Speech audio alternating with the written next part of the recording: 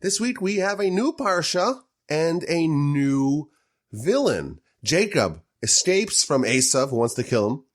And over the course of our Parsha, he has to navigate the very tricky relationship with his uncle and his father-in-law, Laban. And Laban is a very interesting character. In effect, he is the antecedent of our nation. He's like the father-in-law of the Jewish people. Of course, he is the father of both Rachel and Leah.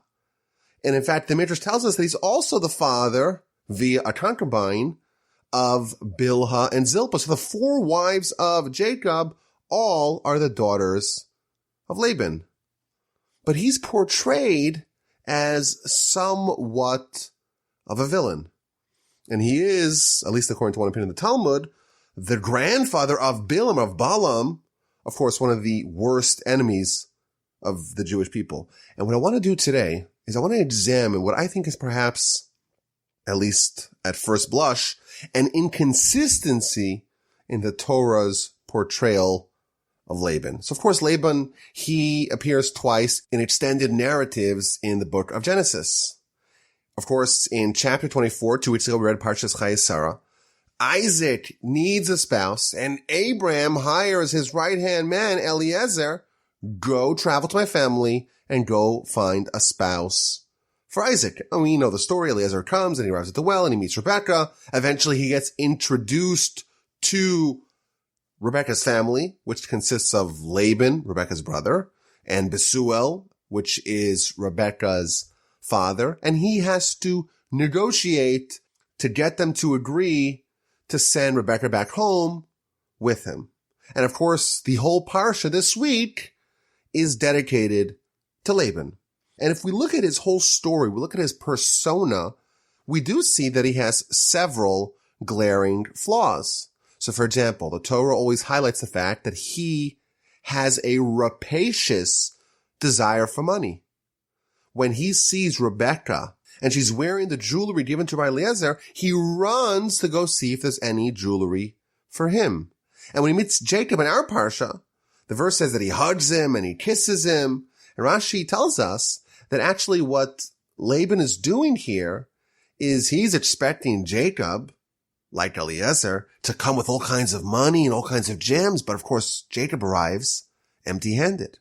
And the Midrash tells us that in fact, Jacob was laden with all kinds of gifts, but he was robbed. He was mugged along the way.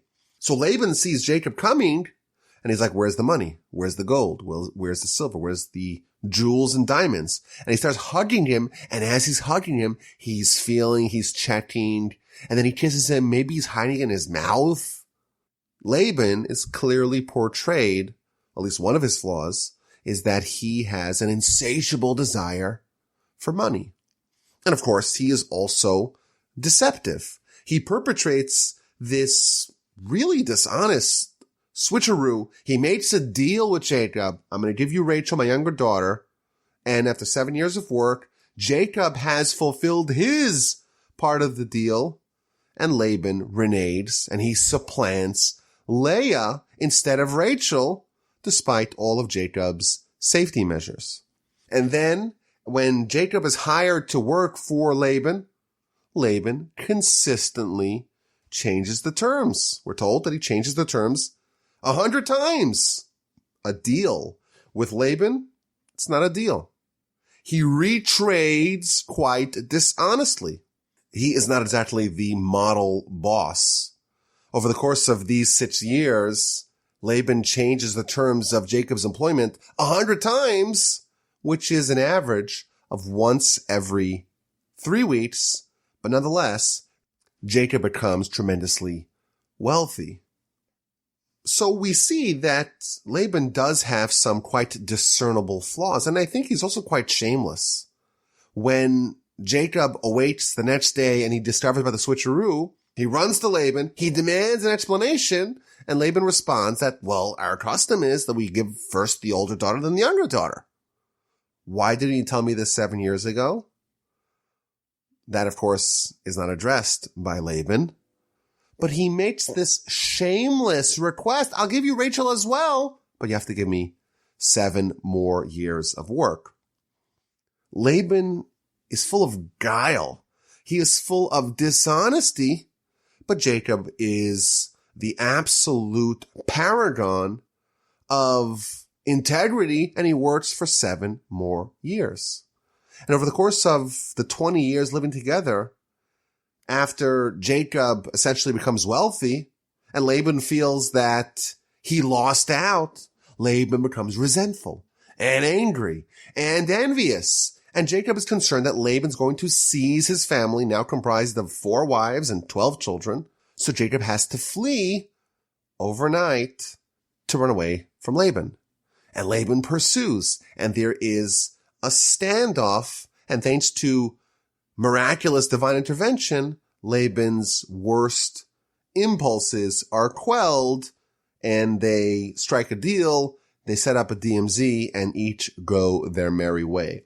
If we study the story of Laban, he clearly is a man with all kinds of serious character flaws. But if we examine his story carefully, we'll notice that he does have several redeeming qualities. For one, he seems to have sensitivity to matters of faith and to matters of hospitality. When Eliezer comes to go and bring Rebekah back to Yitzchak, to Isaac, the verse tells us, this is chapter 24, verse 31, Laban says, "Come, the blessed one of God. Why are you standing inside? I have cleared out the home for you, and I have made room for your camels." He is welcoming. He is inviting. He is invoking the name of God. Rashi tells us that he also cleared out the idols, made room even for the animals. Laban seems to be a gracious and quite accommodating host. And Eliezer comes and he makes his pitch, and after he tells the whole story, Laban once again invokes God.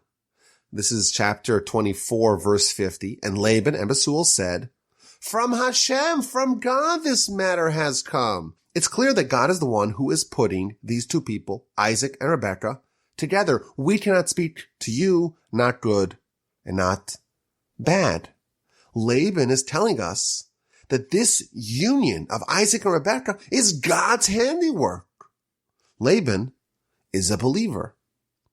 Moreover, the Talmud tells us that this story, this declaration of Laban, is in fact one of the proofs from Scripture that it is God who makes matches. It is God who sets up this young man with this young woman. Laban clearly believed and embodied the fact that it is God who is orchestrating this union of Isaac and Rebekah. If it was fake, if it was all a show, then it wouldn't be featured in the verse, and the Talmud clearly would not use it as proof that indeed it is God behind matchmaking. So Laban is a believer. And in this week's Parsha, when Laban wants to make an employment arrangement with Jacob, in chapter 30, verse 27, Laban says to Jacob, "If I have found favor in your eyes, God has blessed me because of you." Again, Laban is attributing his material success to God. He freely tells Jacob, "God has blessed me because of you." Moreover, it's noteworthy that 2 of Laban's blessings are featured in the Torah. In Parshas Vayeitzei, when Rebekah is about to go back with Eliezer and the 10 camels back to Isaac, he gives Rebekah a blessing. "Achotenu, our sister, ati la'alfei revava, you should become thousands and myriads." And in fact, this blessing is still used today. We still today recite Laban's blessing to brides. And when he finally amicably separates from Jacob, he blesses his children and his grandchildren, and that too is recorded in the Torah. Clearly, Laban is someone whose blessings mattered. So when we look at Laban, we try to evaluate him net, in aggregate, all told, bottom line, what would we say about Laban? Well, we'd acknowledge that he has some flaws, but he has some redeeming qualities. He's kind of a mixed bag. He's like the rest of us. We have some good. We have some bad. It's kind of a mix. He was a believer. He's invoking God multiple times, but clearly he does struggle with idolatry. He's a bit greedy. He's a bit dishonest, but who's really perfect? It's hard to judge him. Maybe we give him a B-. He's okay. He's tolerable. There's definitely some stuff to work on, but he has some really admirable traits worthy of emulation too.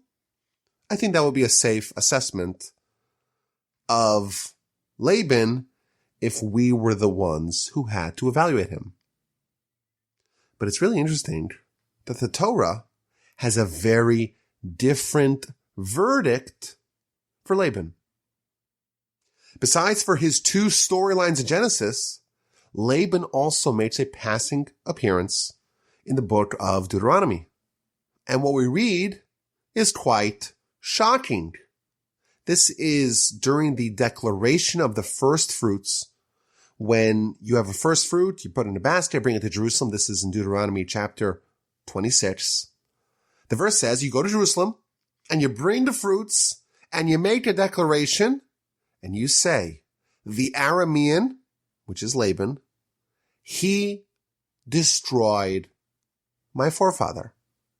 What does this mean? Rashi says that when you're bringing these first fruits, you have to invoke the kindness of God. And you start with Laban. Laban tried to uproot it all. Now, this idea is actually featured also in the Haggadah.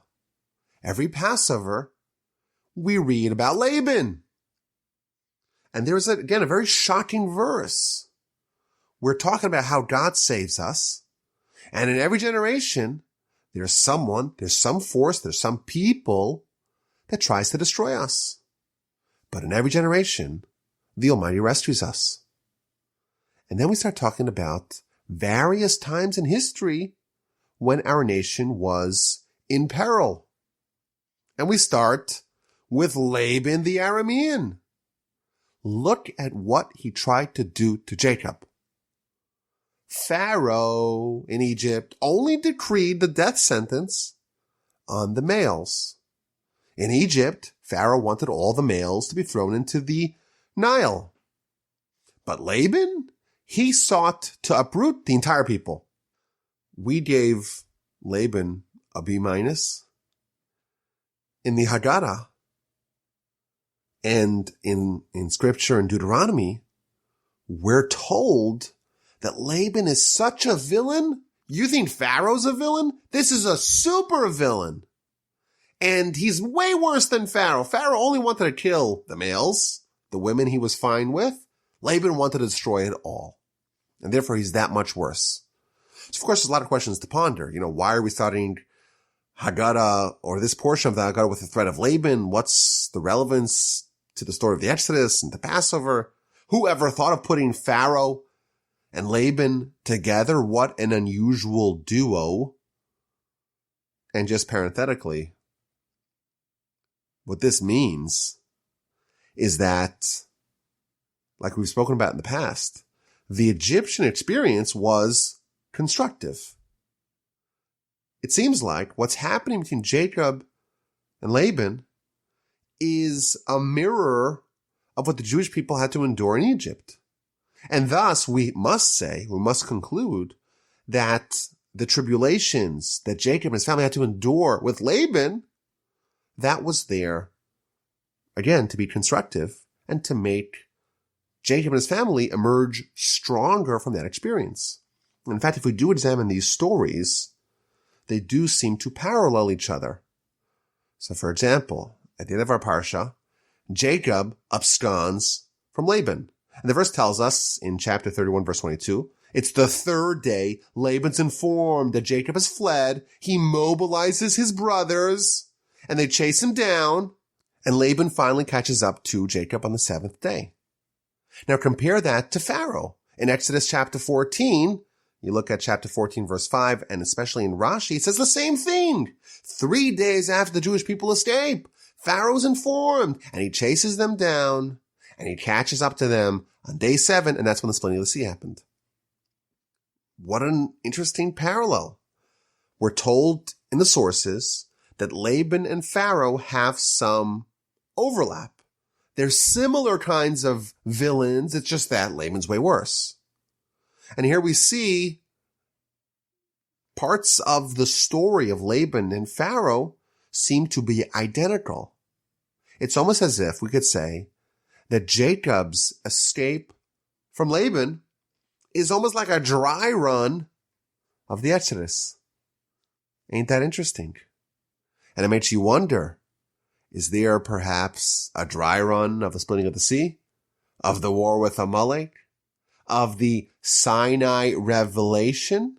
Is it possible that Jacob is, him and his family, setting the tone, laying out the pattern for what's going to happen to the nation at large? What an interesting question to ponder. But back to Laban. We gave him a B-. And the Torah views him as a worse villain than Pharaoh, a genocidal maniac who murdered babies by throwing them into the river and by cementing them into buildings. What about Laban's interaction justifies him being classified as a worse threat to the Jewish people, someone who's trying to uproot the entire nation? How do we say that Laban's worse than Pharaoh? Yes, he committed some crimes. He swapped the daughters, and he changed the terms 100 times, and he tried to chase down Jacob, who was fleeing from him. It is bad. We're not trying to justify it. But is it worse than Pharaoh? He's a deceptive guy. He's tricky. There's some chicanery. Pharaoh did genocide. I don't believe there's a threat of violence in Laban's behavior. Yet we're told that the threat to our nation that was posed by Laban was worse than the threat posed by Pharaoh. Laban wanted to uproot everything. And the question I want to examine is, what is so dangerous and destructive about Laban that warrants such a verdict? And I think there's probably several answers to this question. We could say quite simply, hey, what were his plans? He was going to overtake Jacob, and had God not stopped him, he would have hijacked the children and sent Jacob empty-handed and penniless after 20 plus years of back-breaking labor and family building. He would have kidnapped the wives and the children, and the Jewish nation would have been destroyed and prevented from getting off its feet. I think that's a simple answer. I want to suggest a new approach, maybe with a few interlocking parts. So the first idea is an idea, I think it's really obvious, but it's important to reinforce, and that is that a spiritual threat is much more harmful and much more lasting than a physical threat, than a threat to our body. I remember many years ago hearing a lecture, a discourse, and the speaker made the provocative statement that Stalin was worse than Hitler. So, of course, they were both tyrants and both absolute terrible people, and everyone knows that. But to say that Stalin is worse than Hitler, that's a pretty strong statement. And he explained. The Nazis, of course, wanted to murder as many Jews as possible. And when a Jew, God forbid, is murdered, it's a terrible tragedy. But we believe that although his body is extinguished, the soul lives on. But the communists, they ridiculed religion as opiate of the masses. They tried to destroy the soul, and that would harbor eternal consequences.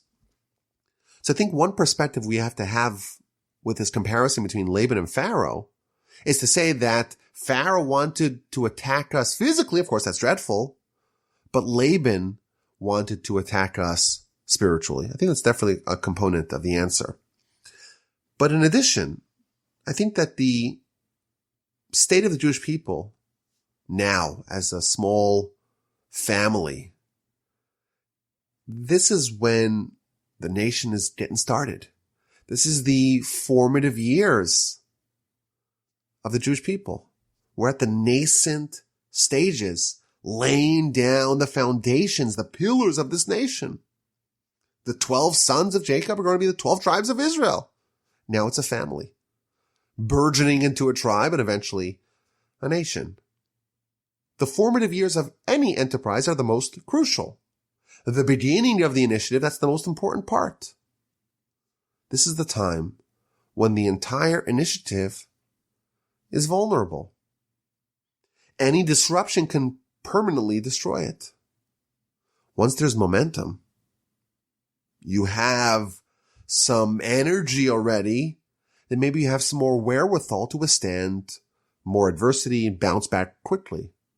If you take a rocket and try to send it into space, and you're a little bit off at the beginning, once you shoot that into space, you could be, hundreds, thousands, millions of miles away, off target, because you were a millimeter off at the beginning.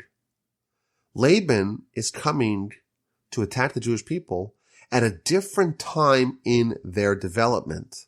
And he wants to snuff out the spark of the Jewish people before it picks up steam. And I think that too is part of the answer. But here's the insight. The Talmud tells us that Scripture proves that it is God who puts a husband and wife together. And what's the proof from the Torah? The proof from the Torah is from Laban. Laban declares that it's God who's putting Isaac and Rebekah together. Laban is the poster child. He is the author of this quote that God determines who is supposed to marry who. Laban taught us this idea. He's the father of this idea. Yet in his own character, in his own behavior, he repudiates his own teaching. What does he do? He tries to tamper with God's plan. God's plan is that Jacob marries Rachel. And what does Laban do? In opposition to the very teaching that Laban himself authored, he swaps out the daughters. It's kind of mind-boggling. Out of all the personalities in the entire Torah, the Talmud, and this is in the book of Moed Katan, page 18b, it's brought down also in the Midrash, the Talmud tells us that Laban is the one that teaches us this idea. And specifically the guy who tells us that it's God who puts people together, he's the one who hypocritically is trying to intervene and interfere with a divine plan. How does Laban do that? How does he justify his hypocrisy? So here's what I want to speculate. Maybe we could say that Laban was very clever, and he said like this: God's in charge. But by declaring that God's in charge, and God's going to decide who marries who, Laban argued that that means that he has carte blanche to do whatever he wants. There's no free will. Free will's been obviated. God's in charge after all, so who's Jacob going to marry? Whoever he marries, it turns out that that is the will of God. And therefore, what does he do? He takes Leah, and as a big believer that God's in charge, he says, I'm going to give Leah. And you see, if Jacob marries Leah, then God's in charge. It was the will of God. Laban was someone who was indeed a believer. But his faith had a serious flaw. He was someone who used his faith to reinforce his own biases, to hammer home his own personal interests. He used his faith as spiritual cover to justify doing things that were corrupt. And this is really dangerous. Because the essence of our religion and the essence of our faith is to use Torah to refine ourselves, to develop self-control, to fix all of our character defects, to become someone who's not guided by biases. Laban is the exact opposite. He is someone who knew very clearly, in fact, he's the one who teaches it, that it's God who's in control. And that is what he used to reinforce his deplorable character of being greedy and wanting Jacob to marry Leah and then squeezing out 7 more years in an improper way. So he's using his faith, instead of using it to fix his character, he is using it to further entrench his negative character. He teaches us God's in control, which is, of course, an incredible insight. But he uses that for the opposite intent of Torah. He uses it to swindle, to cheat, to deceive, and to lie. And this extends to his financial dealings as well. He freely acknowledges that it is God who has enriched him. And again, this appears in the Torah. It's evidence that he really believed it. Yet, he changes the terms of the deal with Jacob 100 times. He retrades, he reneges upon his obligations, he tries to cut every corner, he tries to steal from Jacob. This is another example of Laban's corruption. He's using his knowledge of God precisely for the opposite intent of what its true purpose is. Instead of the knowledge of God compelling him to refine himself, he uses it to justify his predatory treatment of his employee and son-in-law of Jacob. He says, well, it's God who decides, and therefore I can do whatever I want, because after all, whatever happens is the will of God. And I find it interesting that our sages tell us that Bilam is the grandson of Laban. If you look at Bilam's character in the book of Numbers, it seems like he's the same way. He was granted unprecedented insight and prophecy, rivaled only by Moshe, but he knew the heavenly knowledge, and instead of using it to perfect himself, he used it to further reinforce his negative character. Our sages tell us in the book of Yoma, page 72b, that Torah can act as an elixir of life or as a potion of death. It could be Sam Chaim, a potion of life, or Sam Misa, a potion of death. And those two are literally opposites. How can one thing, the same thing, be an elixir of life or a potion of death? The answer is that Torah can be misdirected, can be misappropriated. Torah is about us saying we want the Almighty's guidance to improve ourselves.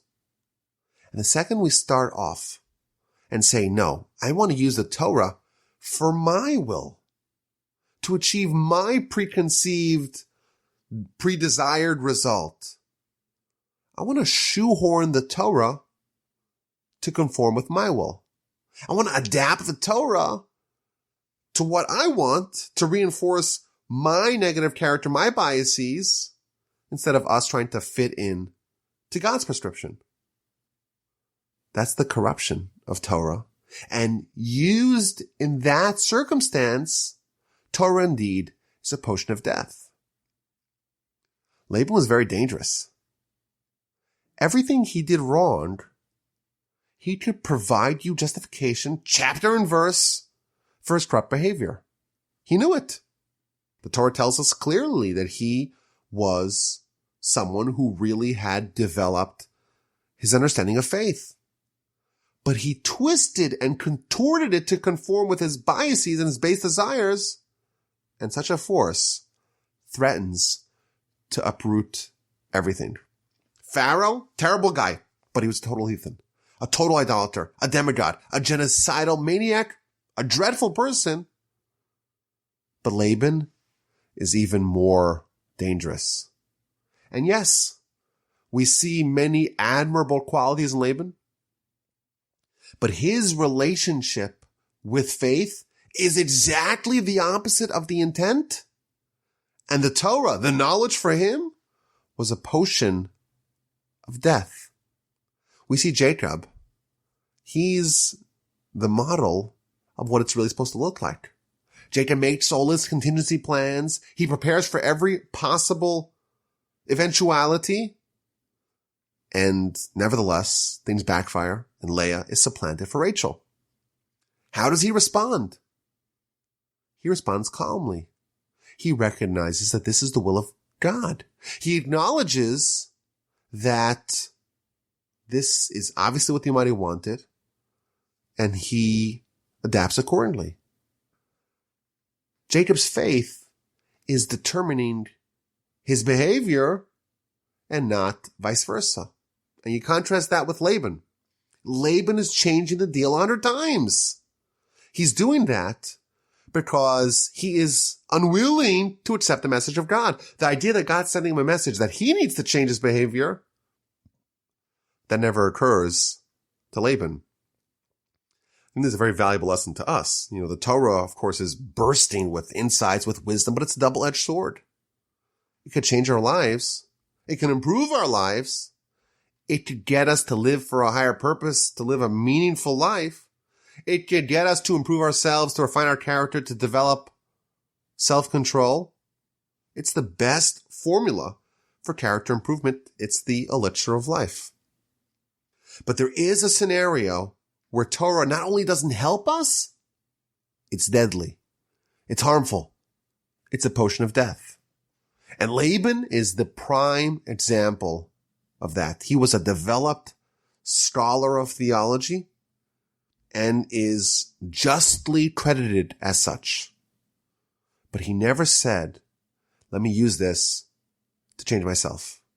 Let me use this to improve myself.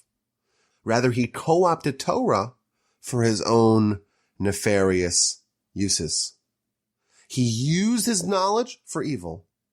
And that influence is very dangerous because such a person is influential. After all, the person's a scholar. But following them results in imbibing the potion of death. And had Laban influenced Jacob, had Jacob allowed himself to be corrupted by Laban, indeed the Jewish nation, the nation that stands for absorbing God's message in Torah, the nation would not have gotten started. We would have been uprooted. And we thank God every year on Pesach. Not only did he save us from terrible people like Pharaoh, but even people who have subtle danger that doesn't seem to be immediately clear, people like Laban, who are much more dangerous, the Almighty saves us from him as well. Okay, let's get to this week's A and Q. What's the A and Q for this week? So the Parsha ended off last week with Esav being hell-bent on murdering Jacob, and Jacob flees to Haran. And in next week's Parsha, when Jacob returns, now he has 12 sons and 4 wives. Now he has 12 children, 11 sons and 1 daughter, and he has 4 wives. And he has Joseph, who is Esav's kryptonite, and he has an encounter with Esav, and he has to navigate the very tricky meeting. He prays, he prepares for war, he makes contingency plans. But here's the question. Why doesn't Esav pursue Jacob when he's vulnerable? Why doesn't he go after him to Haran? So you may suggest, well, he didn't know where he was, but he did know. He did know that Isaac told Jacob, I don't want you to marry a Canaanite, go marry one of your cousins, one of the daughters of Laban. And if Jacob could find his way to Laban, certainly you would imagine, Esav could have found his way to Laban as well. But it seems like there's also a pattern. Just as Esav didn't pursue Jacob in Haran, similarly the nation of Esav's grandchild Amalek, the nation that maintains this fiery passion to try to kill the Jewish people, they don't attack the Jewish people in Egypt. They wait for them to be on the doorstep of Israel, and that's when they attack. Like Esav, they don't attack when we're in Egypt, when you would imagine we're like sitting ducks. They only wait, both Esav and Amalek, to attack us when we're about to enter the land of Israel. And my brother-in-law, Shmuley Botnick, he added, Haman, the heir of Esav and Amalek, he only attacked the Jewish people in Persia at the twilight period of the Persian/Mede exile, when the Jewish people are about to re-enter the land. And also in modern times, the Nazis, who, from everything we know about Amalek, clearly qualify, they attack the Jewish people when we are about to enter the land. And the question is why?